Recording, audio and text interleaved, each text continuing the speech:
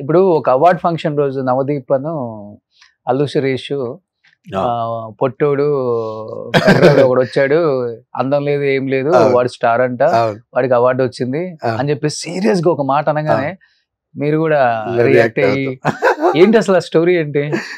అది జస్ట్ ముందు అనుకొని చేసింది అది.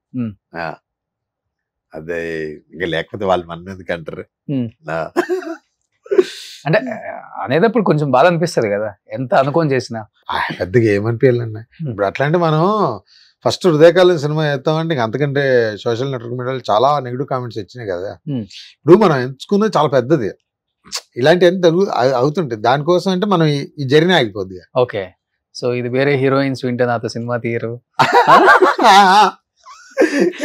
ఇంకో డైలాగ్ ఏదో చెప్తారు, అందం కాదురా అందం, మనిషి బతకడానికి కావాల్సింది అన్నం, అందం కాదు అని.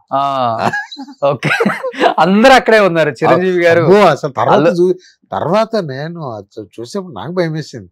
లానగానే తక్కువ అందరు క్లోజ్ షాట్లు వేసారు, అందరు ఉన్నారు పక్కన ఉన్నారు. తర్వాత నా కొబ్బరి మంట సినిమాతో నేను చెప్తా అన్నప్పుడు అందరు నవ్వుతారు.